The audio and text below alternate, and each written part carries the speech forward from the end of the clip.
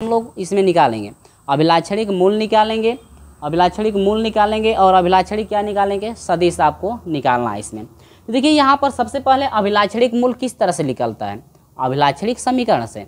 तो जब हम लोग अभिलाक्षणिक समीकरण निकालेंगे तो आसानी से अभिलाक्षणिक मूल निकाल सकते हैं, ठीक है। चलिए तो यहाँ पर हम लोग करेंगे हल, क्या करेंगे, हल। तो हल में तो लिखेंगे दिया है a बराबर इतना, इसमें लिख सकते हैं आप दिया है a बराबर -2, 5, -1 और क्या 4, इतना दिया है। अब हम निकालेंगे अभिलाक्षणिक समीकरण, पहले निकालेंगे, क्या निकालेंगे, अभिलाक्षणिक समीकरण। यहाँ पर लिखेंगे कि अभिलाक्षणिक समीकरण, ठीक है। अभिलाक्षणिक समीकरण कैसे निकलता है मेरे प्रिय छात्रों, आपको पता है, अभी हम बताए हैं। तो आप कहेंगे कि सर अभिलाक्षणिक समीकरण बराबर होता है सारणी ए माइनस लेमडा आई निकाल दीजिए और बराबर कर दिए किसके, जीरो के। जीरो के बराबर इसलिए करेंगे क्योंकि भैया यहाँ पे समीकरण की बात हो रही है, किसकी बात, समीकरण की। क्योंकि जब तक अभिलाक्षणिक समीकरण निकालेंगे नहीं तब तक हम लोग जो है कि अभिलाक्षणिक मूल निकलेगा नहीं, क्योंकि हमको लेमडा का मान जो निकलता है वही ना मूल कहलाता है। तो अब चलिए यहाँ पर हम लोग निकालेंगे।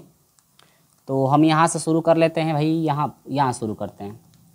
तो हमारा मान है, सारणी में रखिए, इसके बाद आव्यूह में ए वाले आव्यूह को रख लीजिए। ए आव्यूह है -2, -1, 5 और 4, माइनस लेमडा आई का मान होता है 0 और 1 0 0 1, ठीक है। और ये हो गया सारणी, बराबर क्या कर देना है आपको, 0। चलिए तो यहाँ पर हो जाएगा, आगे लिख दे, चलो यहाँ से ही कर लेते हैं भैया। देखो भाई इसमें आपको जगह चाहिए, क्या चाहिए, आपको जगह चाहिए। आज जगह चाहिए इसलिए क्योंकि भैया ये बड़ा प्रोसेस है। माइनस लेमडा से गुणा करेंगे तो लेमडा 0 0 लेमडा, ठीक है, बराबर 0, ठीक। अब यहाँ से सारणी, अब यहाँ पर सारणी में लिख सकते हैं क्योंकि आव्यूह को घटा लेंगे तो अब एक बार डायरेक्ट सारणी -2 माइनस लेमडा, अब माइनस में से घटाएंगे 0 तो यहाँ पर हो जाएगा -1 और ये हो जाएगा 5, इसको घटाएंगे तो ये हो जाएगा 4 माइनस लेमडा, अब बराबर क्या हो जाएगा 0, ठीक है। तो आप लोगों को सर ठीक है, अब चलिए ठीक है, तो ठीक है। अब यहाँ पर कर दीजिए भैया विस्तार इसका, क्योंकि 2 क्रम के लिए तो त्रिगुणा, अभी हम बताएंगे 3 क्रम के लिए भी, तो 3 क्रम के लिए बताएंगे, कोई बात नहीं है, समझते रहिए। वीडियो बड़ी हो रही है तो उससे क्या आपको समझना है ना। चलिए इससे इसमें गुणा करेंगे तो हम लोग लिखेंगे क्या, लिखेंगे कि -2 माइनस लेमडा, दूसरे क्वेश्चन में इसमें करना है ना, तो 4 माइनस क्या हो जाएगा लेमडा। इसके बाद माइनस बीच में आता है, आपको पता है, इससे गुणा करेंगे तो हमेशा माइनस। इसके बाद हो जाएगा 5 से जब इसमें करेंगे तो कितना हो जाएगा -5, यानी माइनस माइनस हो जाएगा ये +5, बराबर क्या हो जाएगा 0। हम लोग कुछ गलती कर रहे हैं क्या इसमें भैया, मेरा गलती हो रहा है क्या, कुछ गलती हो रहा है क्या, नहीं भाई ठीक है, चलो सही है।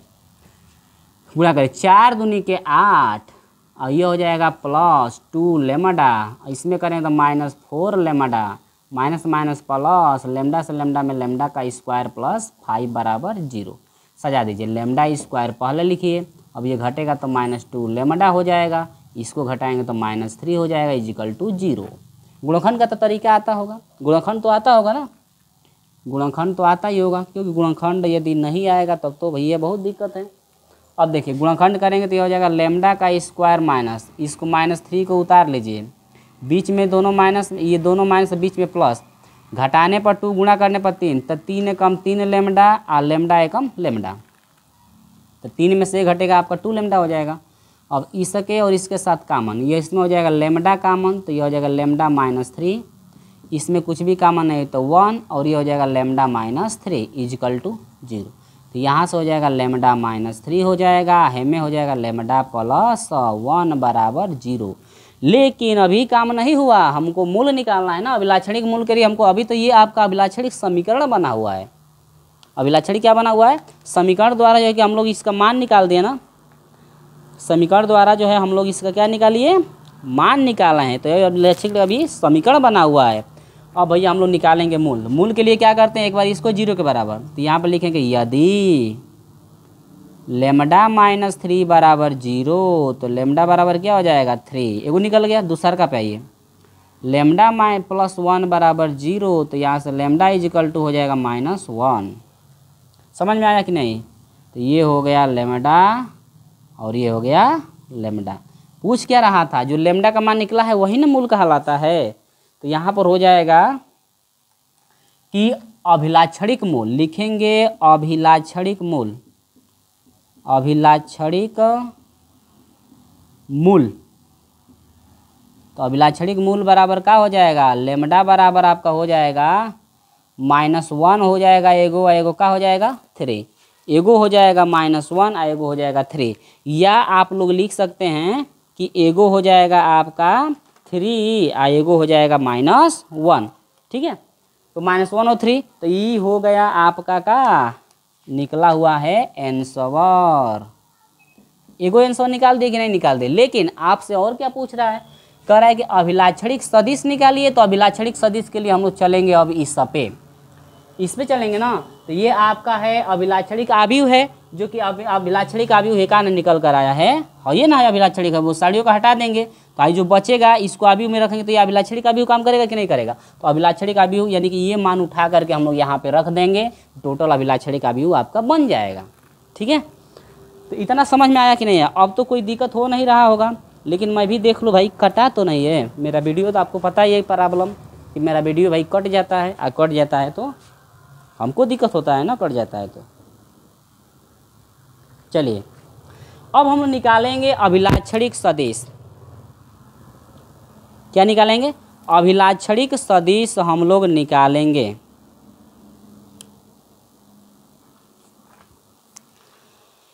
चलिए भाई आते हैं अभिलाक्षणिक सदिश। तो यहाँ पर लिखेंगे अभिलाक्षणिक सदिश, अभिलाक्षणिक सदिश आपको निकालना है, अभिलाक्षणिक क्या सदिश। तो जब आप अभिलाक्षणिक सदिश निकालेंगे तो सूत्र क्या होता है, सूत्र होता है a माइनस लेमडा आई, इसके बाद होता है x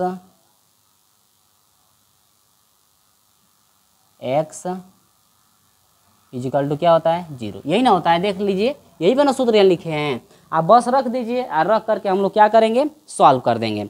और सॉल्व करने के बाद जो आपका लेमडा का मान निकला है बारी बारी हम लोग उसमें रखेंगे। ठीक है, चलिए तो यहाँ पर हम लोग मान अब रखेंगे। तो ये हो जाएगा टोटल, ये मान टोटल कितना आया हुआ है, देखिए टोटल ये मान क्या बना हुआ है, ये है ना, इस सारणी में है। अगर आव्यूह में बदलना चाहते तो आव्यूह में लिख दीजिए। तो ये हो जाएगा आपका मान -2 माइनस लेमडा और माइनस क्या है 1, इसके बाद 5 हो जाएगा, इसके बाद हो जाएगा 4 माइनस लेमडा। ठीक है, अब देखिए यक्स की कंडीशन क्या है, कहाँ जा रहे हो जी, इधर यक्स वाला x1 x2, तो दो क्रम के लिए आपका है। तो यह हो जाएगा x1 और क्या हो जाएगा x2, और ये शून्य आव्यूह बराबर 0 है तो शून्य आव्यूह लिखेंगे 0 और क्या हो जाएगा 0। ठीक है, अब ये अब बना दीजिए समीकरण नंबर, आप बनाइए तो इसको 1 मान लीजिए, क्योंकि लेमडा का मान एक बार -1 रख करके निकालना है, x1 x2 का मान, तो आपको कैपिटल X बनेगा। और एक बार जो है आपको निकालना है किसका मान, लेमडा का मान जो है कि 3 रख करके निकालना है। तो देखिए जो आपका x1 x2 का मान निकलेगा वही कैपिटल X होगा। तो पहली बार जब निकालेंगे तो x1 का मान देगा, दूसरी बार लेमडा का मान निकालेंगे तो वो x2 कैपिटल X2 निकलेगा। ठीक है, तीसरी बार लेमडा का मान, ये तीसरा लेमडा का मान रखेंगे तो वो कैपिटल X3 निकलेगा। ठीक है, इस तरह से मान हम लोग बारी बारी निकालेंगे।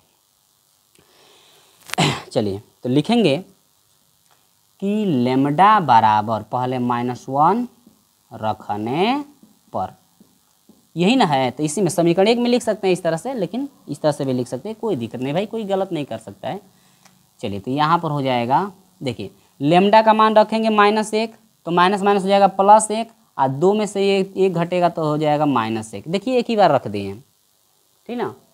अब ये हो जाएगा आपका -1, यहाँ पर वो हो जाएगा, ये आपका है 5, अब -1 रखेंगे तो माइनस माइनस +4 और 1 क्या हो जाएगा 5। समझ में आई बात कि नहीं। और ये हो जाएगा x1 और ये हो जाएगा x2। इसके बाद देखिए हम लोग का ये देखिए आव्यूह को ना हम लोग अधिकांश जीरो कर दें। हम लोग का प्रयास ये रहना चाहिए कि अभी इस आव्यूह को, ये जो आपका आव्यूह है ना ये वाला, ये जो आपका ताक्षणिक आव्यूह है, इसको जो है कि अधिकांश यदि अवयव यदि जीरो कर दें तो थोड़ा मान हम लोग को निकालने में बहुत ही आसानी हो जाती है। मान निकालने में हम लोग को बहुत ही आसानी हो जाती है। ठीक है, तो यहाँ पर हम लोग जीरो भी कर सकते हैं, मान निकालने में बहुत आसानी हो जाएगी। चलिए तो यहाँ पर देखिए, अगर हमको मान लो इसको जीरो करना है तो जब 5 5 रहता तो जीरो हो जाता, यानी कि इसके कंडीशन के लिए क्या है, ये आपका R1 है, ये क्या है R2। हमको जब R2 जीरो करना है तो R2 में से इसको घटाना पड़ेगा, लेकिन यहाँ पर 5 होगा तभी तो जीरो होगा, और घटाएंगे तब तो जुड़ जाएगा। प्लस करेंगे तो ये माइनस है तो घटेगा, कितना करना पड़ेगा 5R1। तो अब देखिए मिला क्या, ध्यान से देखिएगा आप लोग, ध्यान से क्या देखना है, ये सब चीज़ें तो पिछली वाली क्लास में आप लोग पढ़े हैं, 2.4 में हम आपको पढ़ा चुके हैं ये सब चीज़ें घटाने वाली। तो 5 एकम देखिए R1 तो वैसे रहेगा -1 हो जाएगा, ये भी -1 हो जाएगा। ये माइनस है क्या भाई, -1 सही है भाई, माइनस है। अब देखिए 5 एकम 5, 5 में -5 जोड़ेंगे तो 0, 5 एकम 5, 5 में -5 जोड़ेंगे तो 0। समझ में आया कि नहीं। अब ये हो जाएगा x1, ये हो जाएगा x2। अब यहाँ पर हो जाएगा बराबर 0 0। अब देखिए भाई, अब इससे इसमें गुणा कर, 0 से में तो गुणा करना नहीं क्योंकि यही पूरा 0 है, तो गुणा करने से कोई आवश्यकता नहीं है, टोटल 0 हो जाएगा। अब इसको उठाइए इस तरह से रखिए, तो x1 से इसमें करेंगे तो -1 x1, यानी कि 1 लिख सकते हैं, लेकिन लिखा नहीं जाता है, लेकिन मैं लिख करके समझा देता हूँ। फिर इससे इसमें करेंगे तो माइनस हो जाएगा 1x2 इजिकल टू कितना हो जाएगा 0। आ गया ना। अब देखिए एक और ही समीकरण यदि आता ना, हाई 0 नहीं रहता तो गुणा करते तो समीकरण है एक तो मानेंगे, इसको 2 मान लीजिए, इसको 3 मान सकते हैं। यहाँ पर समीकरण नहीं मानेंगे तो भी चल जाएगा, आपका मन यदि समीकरण मान सकते हैं तो और अच्छी बात है, क्योंकि उसमें भी आपका 2 बार मान रखना पड़ेगा। तो चलिए इसको समीकरण मान लेंगे तो अच्छी बात है। अब इससे मान निकाल तो -1 x1 इजिकल टू, इसको उधर भेज दीजिए तो ये हो जाएगा 1 x2। तो x2 को इसका बाटा लागे तो x1 बाटा में क्या हो जाएगा x2 हो जाएगा, देखिए x2 हो जाएगा। या हम लोग जानते हैं किस तरह से करते हैं, और यहाँ पर जो है कि हम लोग k के बराबर भी मान करके कर सकते हैं, लेकिन यहाँ पर k के बराबर जो है कि मानने की कोई आवश्यकता है नहीं, इसलिए k के बराबर मानने की आवश्यकता नहीं है, क्योंकि वज्र गुणन विधि तो हम लोग लगा नहीं रहे हैं। यदि वज्र गुणन विधि हम लोग लगाते तब जा करके जो है k के बराबर हम लोग मानते हैं, जो कि k के बराबर मानने की कंडीशन आपकी आएगी, जानते हैं कि इसमें प्रश्न नंबर 2 हम लोग सॉल्व करेंगे, प्रश्न नंबर 2 हम सॉल्व कराएंगे तो k की कंडीशन मानने की आएगी। तो यहाँ पर हो जाएगा बराबर, ये 1 है गुणांक बाटा में, इसका गुणांक -1 है तो हटाएंगे तो ये हो जाएगा -1। देखिए x1 और x2, ये आपका x1 का मान है, ये आपका x2 का मान है। तो अब यहाँ पर हो जाएगा क्या, यहाँ से या यहाँ पर कैपिटल X1 जो मान निकला हुआ है आपका होता है क्या, x1 और x2 है, कैपिटल X का मान x1 और x2 है ना। अब यही बराबर आपका जो मान निकला, x1 का मान कितना है 1 और x2 का मान कितना है -1, यानी कि एक मान यहाँ पर निकल करके आ गया है। ठीक है, ये आपका जो है फाइनल आंसर यहाँ पे निकल करके आ गया। देख सकते हैं कि इस तरह से यहाँ पर x1 का मान, कैपिटल X1 जो है आपका निकल चुका है, तो एक मान इस तरह से निकाल सकते हैं।